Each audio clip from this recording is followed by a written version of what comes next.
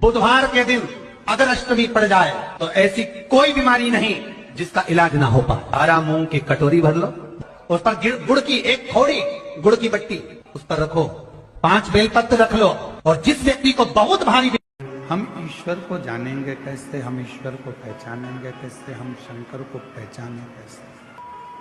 भगवान तो आएगा हमारे दुख को मिटाने के लिए, हमारे कष्ट को मिटाने के लिए, हमारी तकलीफों को दूर करने के लिए। पर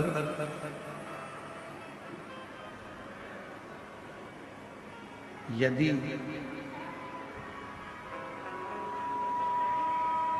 मान लो परमात्मा आ भी जाए तो हम उसको पहचाने कैसे? और यही संवाद रामचरितमानस के अंतर्गत भी आया, यही की है संवाद।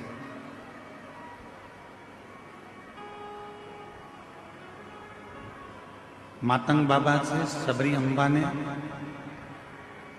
माँ शबरी जी ने मातंग बाबा से ये प्रश्न किया। माँ शबरी अम्बा मातंग ऋषि जी से प्रश्न करती हैं कि आप कहते हो कि एक दिन राम आपकी कुटिया तक आएंगे, आपके दरवाजे तक आएंगे, एक दिन परमात्मा आपके दरवाजे तक आएगा, तब आप कह रहे हो कि परमात्मा का दर्शन होगा, भगवान शबरी तुम्हारे दरवाजे तक आएगा, पर शबरी कह रही है कि मेरे दरवाजे पर भगवान आएगा तो मैं उसको पहचानूंगी कैसे? जब भगवान हमारे दरवाजे पर आएगा तो मैं उसको जानूंगी कैसे?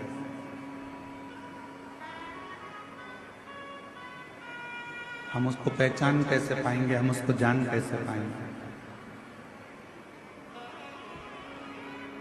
तो गुरु मातंग ऋषि ने शब्द कहा, शबरी तुम परमात्मा को पहचानोगी कि नहीं पहचानोगी हम नहीं जानते, हम तो इतना जरूर जानते हैं कि तुम रोज यदि उस परमात्मा को याद करोगी और परमात्मा जब तुम्हारे नजदीक में आएंगे तो तुम परमात्मा को पहचानोगी कि नहीं पहचानोगी हम नहीं जानते, पर यह जरूर है कि परमात्मा तुमको जरूर पहचान जाएगा।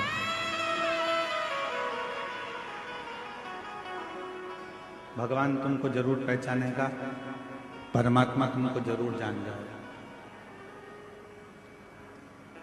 हम क्या प्रयास करते हैं कि हम ईश्वर को जानें? हम क्या प्रयास करते हैं कि हम भगवान को जानें? हम प्रयास करते हैं कि हम ईश्वर को पहचानने का प्रयास करें, हम ईश्वर को जानने का प्रयास करें, हम भगवान को जानने का प्रयास करें, हम शिव को जानने का प्रयास करें। पर शिव महापुराण की कथा कहती है कि आप भगवान का इतना भजन करो, आप भगवान की इतनी भक्ति करो, आप परमात्मा का इतना मंत्र जाप करो, आप परमात्मा का इतना मंत्र स्मरण करो, आप भगवान का इतना नाम जाप करो, इतना स्मरण करो कि आप भले ईश्वर को ना जान पाए पर ईश्वर आपको पहचान जाए कि ये मेरा भक्त है जो दिन रात मुझे पुकारता रहता है। हम ईश्वर को जाने ना जाने, पर जब हमारी भगवान शिव के प्रति अविरल भक्ति उत्पन्न हो जाए, जब हमारे भजन का बल बढ़ जाए, तो वो ईश्वर हमको जरूर जाने। हुआ जल और शंकर भगवान पर चढ़ी हुई बेलपत्र दोनों फलदायक। जब संसार के लोगों ने शिव महापुराण की कथा सुनकर शिवजी पे चढ़ी हुई बेलपत्र खाना चालू करी, तो कई रिसर्च सेंटरों में रिसर्च हुआ कि बेलपत्र खाने का, सियोर वाला महाराज बोलता है, तो इस बेलपत्र में ऐसा क्या है जो लोगों की बीमारी दूर हो रही है?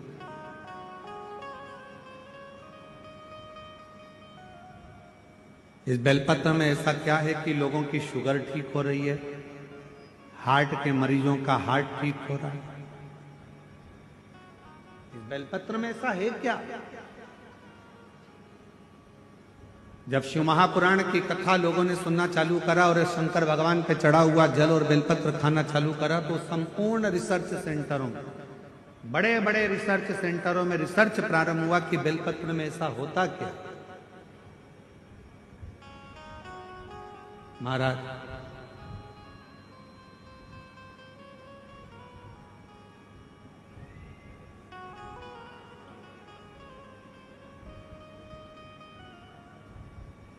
यदि प्रतिदिन एक पत्र है, अच्छा है,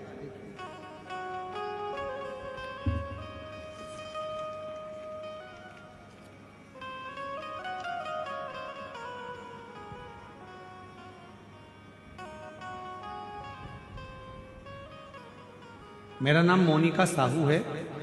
मेरे पति का नाम श्री छबीलाल साहू है। मैं रामनगर कवर्धा की रहने वाली हूँ। कहीं बैठी हो तो हाथ हिला सकते हैं। मेरा नाम मोनिका साहू है। मेरे पति का नाम श्री छबीलाल साहू है। मैं रामनगर कवर्धा की रहने। आप ही हैं? आ जाइए, एक बेलपत्र लेकर जाइए। गुरुदेव,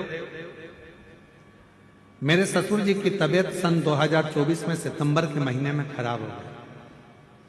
उनका लीवर पूरी तरह से खराब हो गया, डैमेज हो गया। डॉक्टर साहब ने उनका लीवर जब बताया कि पूरा डैमेज हो चुका है, खराब हो चुका है, तो बचने की कोई उम्मीद नहीं है। उनका बचना मुश्किल है। डॉक्टर साहब द्वारा उनका बताया गया कि ये बच नहीं पाएंगे। फिर मुझे किसी ने बताया कि शंकर जी पे चढ़ा हुआ बेलपत्र और शिव जी पे चढ़ा हुआ जल, ये दोनों अगर दिया जाए तो आराम लग सकता। हम उसी समय शिव जी के मंदिर जाना प्रारंभ कर दिए। शिव जी का चढ़ा हुआ जल लेकर आए, अपने ससुर जी को देना प्रारंभ करा। एक बेलपत्र लाते, ससुर जी को दे देते। गुरुदेव, लगातार 7 दिन तक जब लीवर खराब हो चुका था तो 7 दिन हॉस्पिटल में रहे और डॉक्टर ने मना कर दिया था कि ये रहेंगे नहीं, बच नहीं पाएंगे।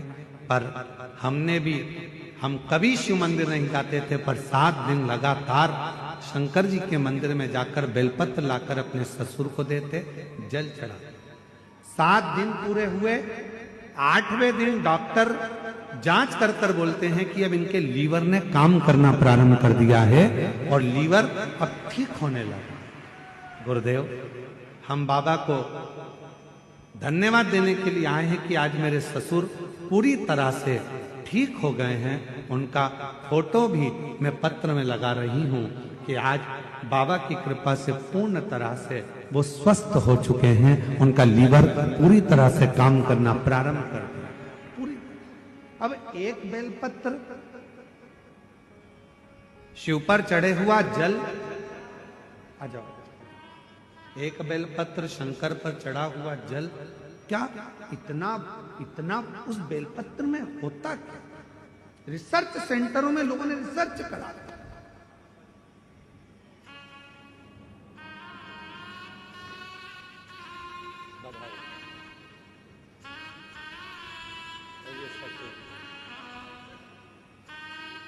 आप ठीक है? रोते नहीं? अब आंसू पोछो पहले, आंसू पोछो पहले। रोते नहीं, खुश हो। आंसू पोछो पहले। अब फिट हो गया ना? आंसू पोछ के जाओ, आंसू पोछ के जाओ, खुश होकर। डॉक्टर ने बोल दिया था ये बचेंगे नहीं, पर बचना मुश्किल था। एक बेलपत्र में वो क्या फल है?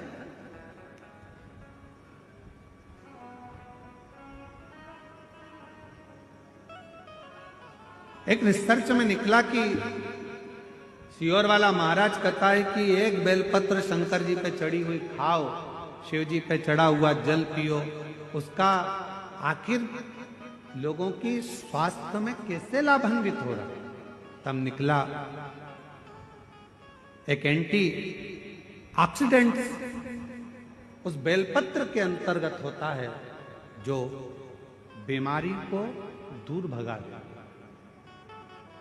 रोग दूर भगा देता। हम तो यहां तक कहेंगे, अगर कोई व्यक्ति को पेट की प्रॉब्लम हो, डॉक्टर को दिखा रहे हो, एसिडिटी से जुड़ी हुई प्रॉब्लम हो, कब्ज की हो, या कोई पेट से जुड़ा हुआ कोई भी प्रॉब्लम हो, बेलपत्र में भरपूर मात्रा में फाइबर होता है। बेलपत्र में भरपूर मात्रा में फाइबर होता है।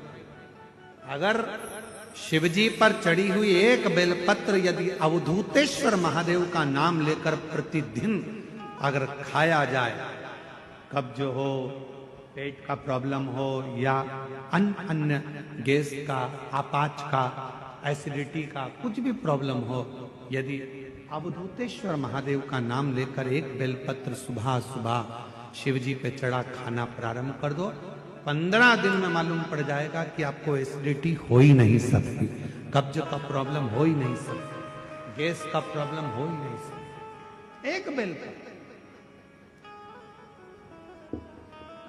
क्योंकि बेलपत्र के एक पत्ते में भी फाइबर की मात्रा बहुत ज्यादा मात्रा में होती है, भरपूर मात्रा में फाइबर बेलपत्र में होता है। क्या है बेलपत्र?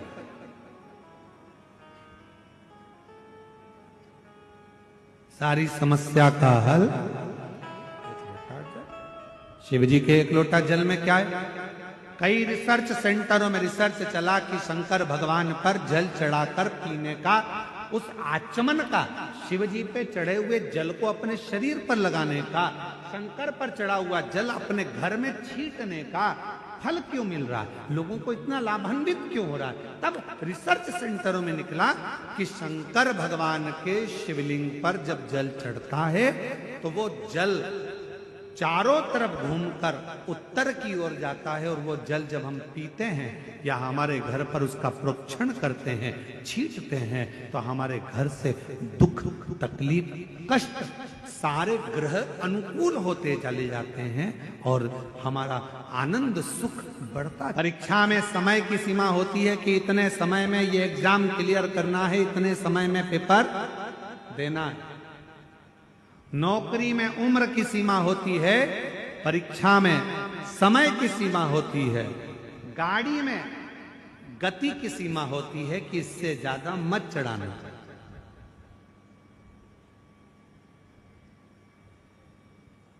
ज्यादा तेज चलाओगे तो ऊपर निकल जाओगे। इसलिए नौकरी में उम्र की सीमा है,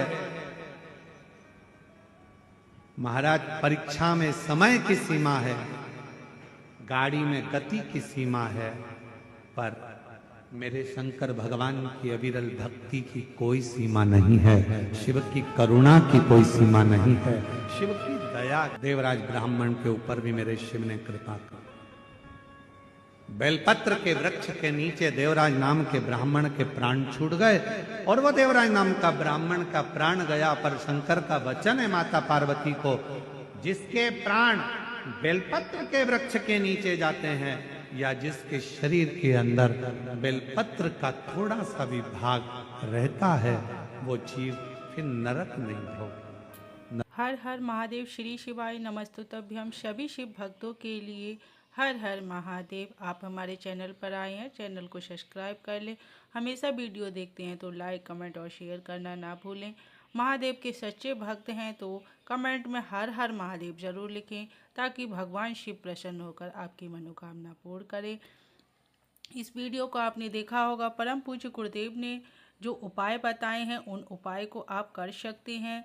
किसी के घर में कोई व्यक्ति बीमार है और उसके लिए डॉक्टर ने हाथ खड़े कर दिए हैं, तो उसके लिए ये रामबाण इलाज है कि भगवान शिव पर चढ़ा हुआ जल और शिव जी पर चढ़ा हुआ बेलपत्र प्रतिदिन अपने घर लाएं, और जिस व्यक्ति को बहुत ही समस्या और बीमारी है उसके लिए प्रत्येक दिन देना स्टार्ट कर दें, ताकि उसकी वो बीमारी ठीक हो जाए और भगवान शिव की कृपा उस पर बनी रहे। ऐसा करने से भगवान शिव की कृपा से आपके घर का सदस्य ठीक हो सकता है, जैसे कि परम पूज्य गुरुदेव ने बताया कि किसी व्यक्ति ने अपने ससुर जी के लिए दिया था बेलपत्र और भगवान शिव पर चढ़ा हुआ जल, तो उनके ससुर जी का लीवर ठीक हो गया। उम्मीद करते हैं भगवान आपकी कृपा आप पर बनाए रखें और आपके घर में कोई किसी को दुख परेशानी है तो वो ठीक हो जाए। हर हर महादेव, श्री शिवाय नमस्तुभ्यम। भगवान शिव के सच्चे भक्त हैं तो कमेंट्स में हर हर महादेव ज़रूर लिखें।